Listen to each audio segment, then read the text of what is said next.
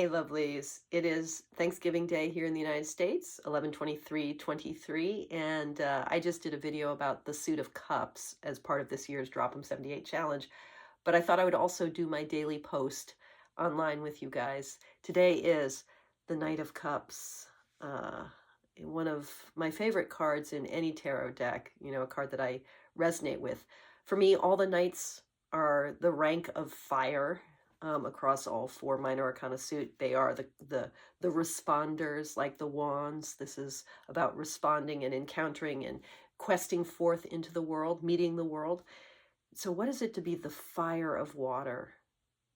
For me, this is in many ways the card of the poet, or thinking about Shakespeare saying in Midsummer Night's Dream that the lover, the madman, and the poet are all kind of the same figure because they see what isn't there, either because they're hallucinating, or because they're in the throes of desire, or because, as the poet, that's their job to give to uh, the things that exist in the heart a name, an image, to call forth the archetype.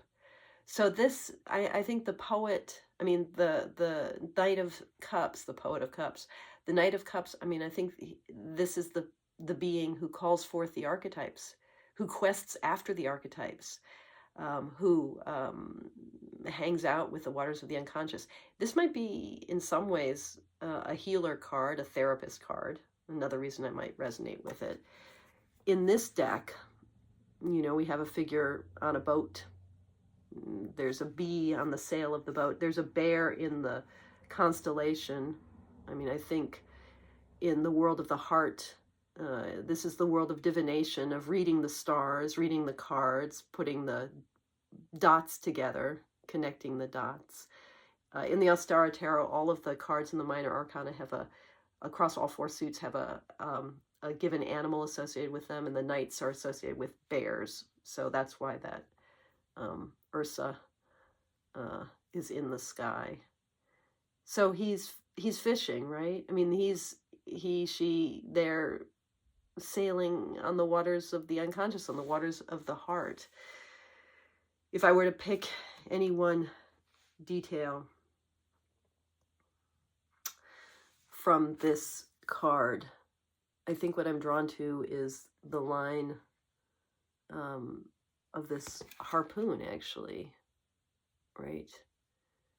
What are we, I'm trying to see what it's connected to. Is it connected to these fins or whatever this is under the water?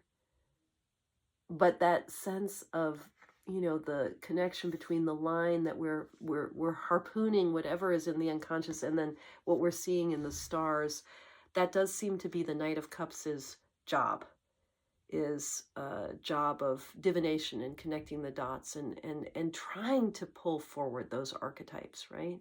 Trying to pull that forth. So I've talked about the definition of the card. That's D1. I've talked about a detail from the card, this line of the harpoon.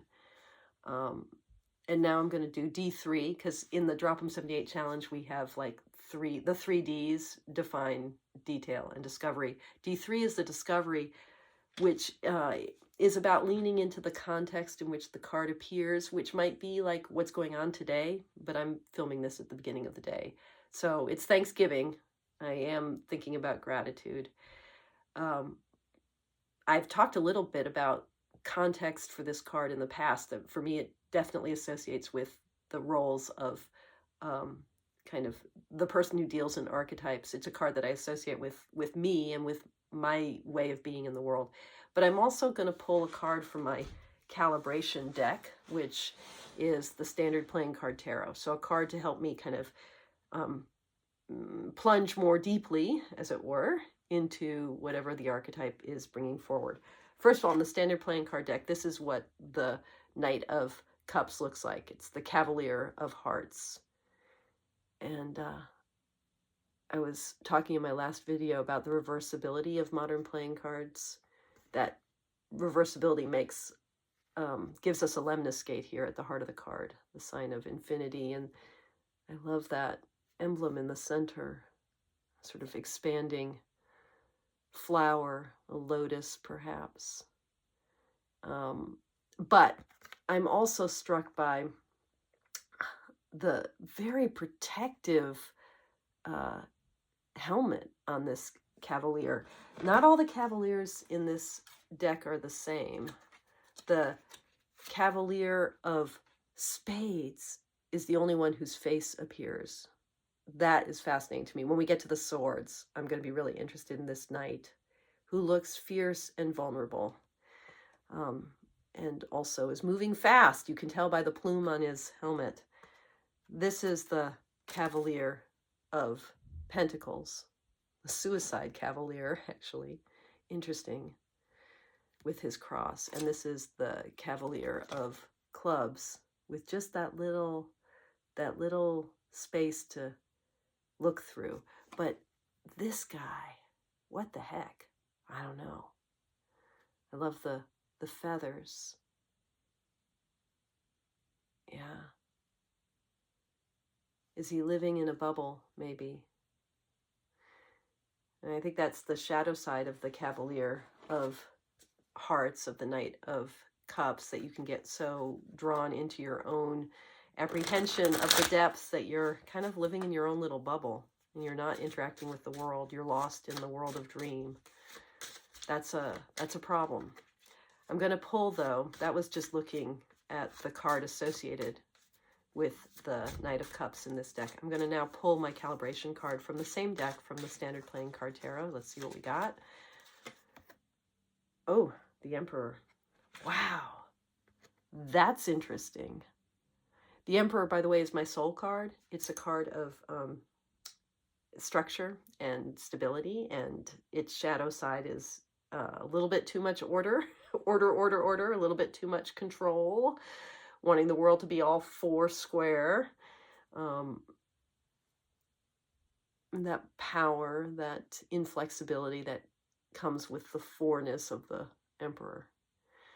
Oh, interesting. I think this is inviting me to pull these two parts of myself together. My Emperor side and my Cupsy Knight side. That is interesting. How do I find stability and order and world building in the land of intuition? I actually woke up this morning realizing, you know, I keep throwing my words out into the world and teaching and writing, and how do I embrace that? That actually was my waking thought. How do I really embrace that more than I have to date? In some ways, what's at stake with this is not that I do anything different, but that I stop apologizing for it. Can you relate? Do what you do, but stop apologizing for it. All right. Yeah. Whoa. The Emperor and the Dreamer. That's an interesting combo. Let's enter Thanksgiving Day with that combo in mind. All right, you guys. Much love. Thank you for everything. Thank you for your practice. Thank you for being here with me today. Toodles.